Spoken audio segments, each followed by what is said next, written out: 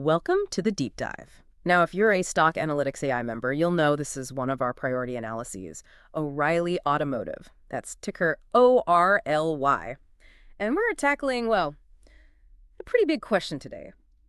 We're seeing this huge shift, right? Electrification, autonomous vehicles. So how does a company like O'Reilly, built on, traditional auto parts, stay dominant or maybe even relevant? Yeah, that's the real tension here, isn't it? What we found in our deep dive is, look, it's a very high-quality company, a leader in its space, but it's definitely trading at a premium price. A premium price. Exactly.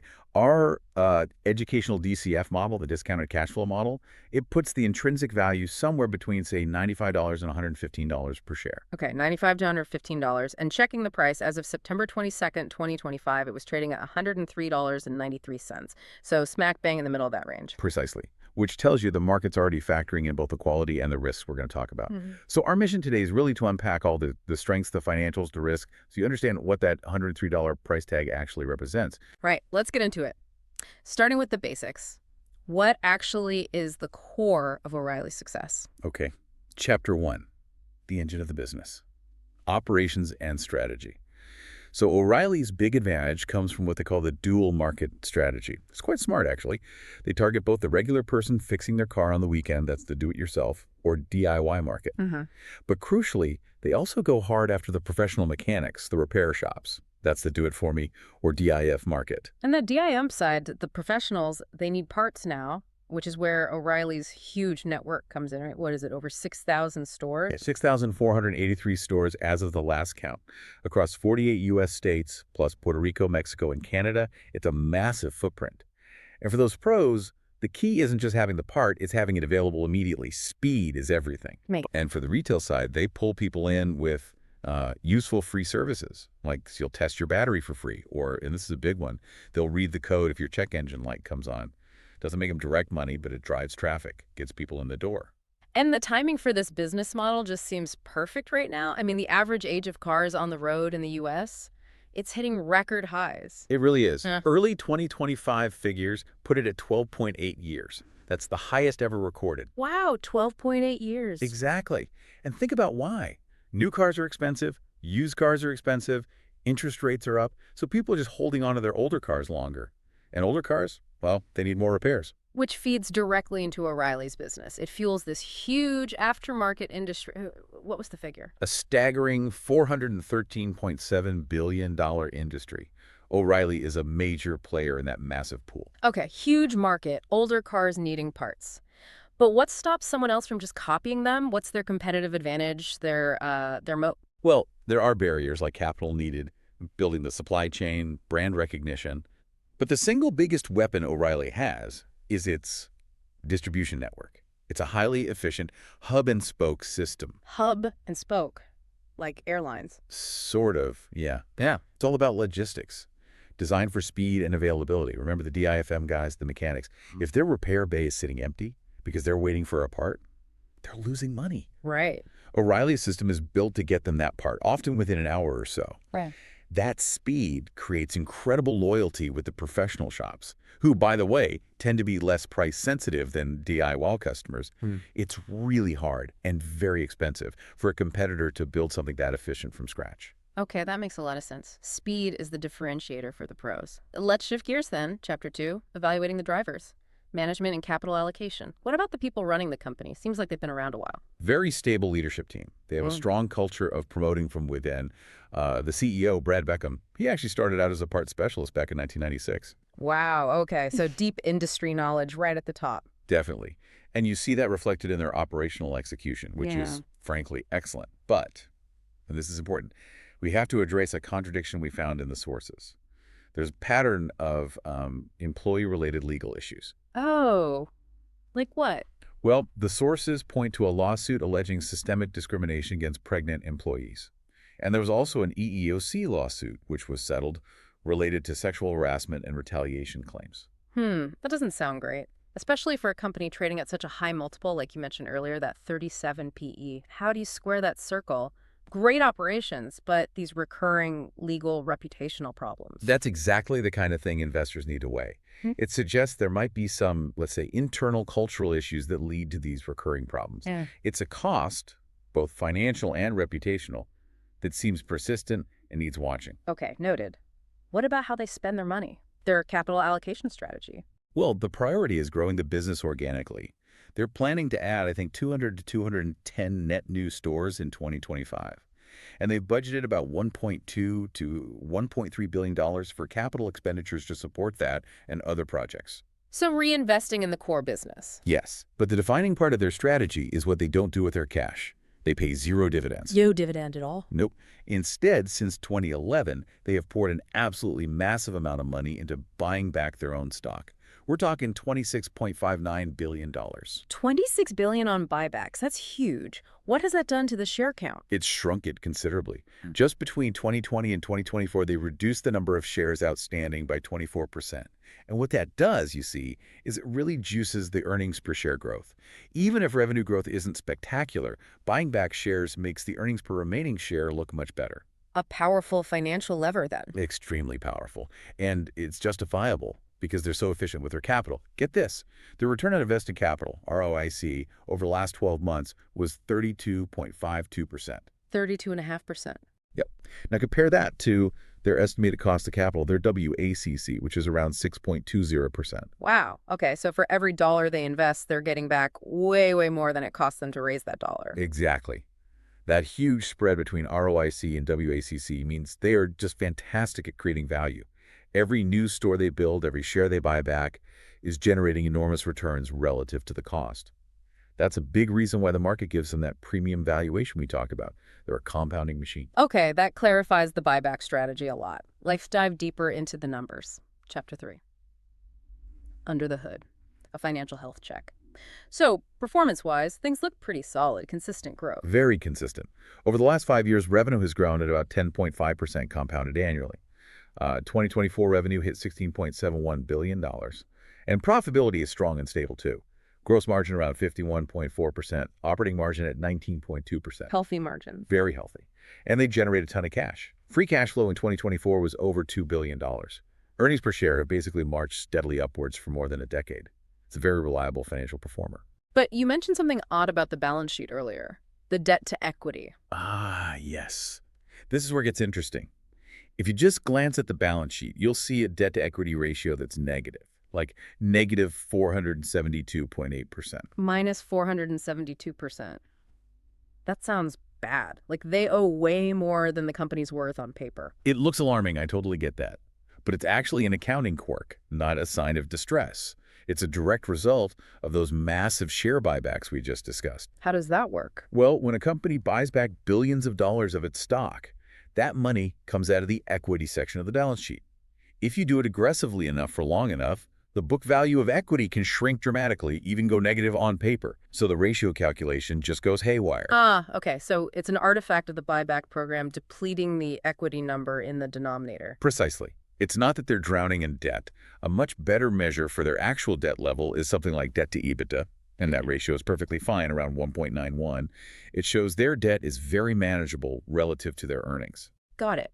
So the scary negative number is actually a byproduct of a strategy the market seems to like. But it still comes back to that valuation, doesn't it? That PE ratio of 37.2. It does. It's significantly above their own history. Their 10-year average PE is closer to 23.4.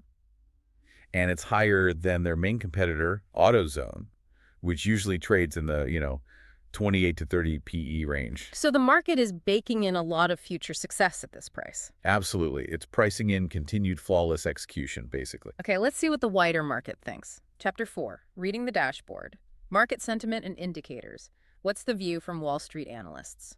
Overwhelmingly positive. Out of 21 analysts covering the stock, 17 have it as a buy or strong buy.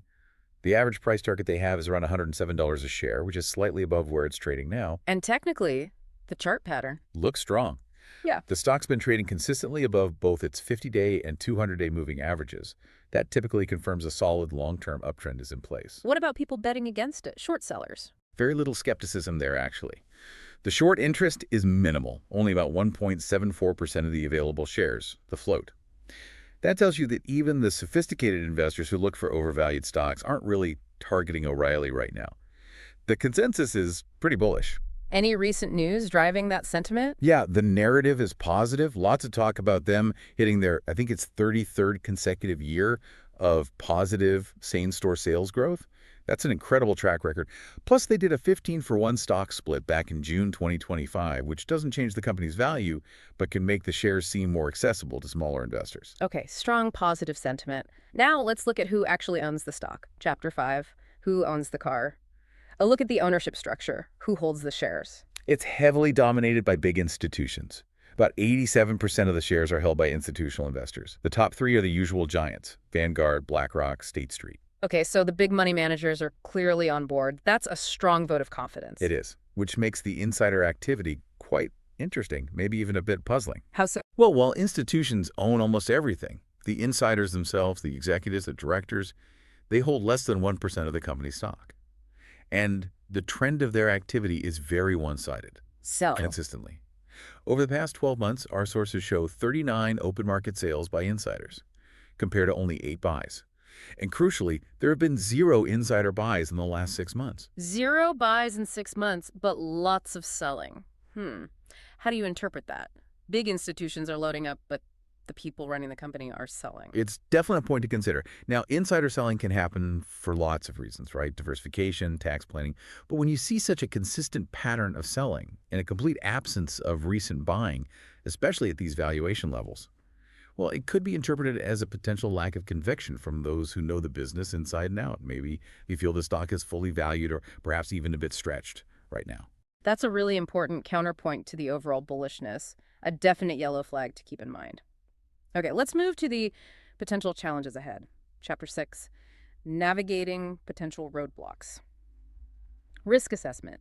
We've touched on some internal weaknesses already, like rising labor costs impacting margins, and those recurring legal and reputational risks you mentioned. Correct. Those are ongoing operational headwinds. But what about the really big long-term threat, the structural one? Yeah, that's the unavoidable one, the shift to electric vehicles, EVs. There's just no getting around it. Because EVs have fewer parts. Exactly. Far fewer moving parts. They don't need spark plugs, oil filters, fuel filters, exhaust systems, a whole range of core products that O'Reilly sells truckloads of today.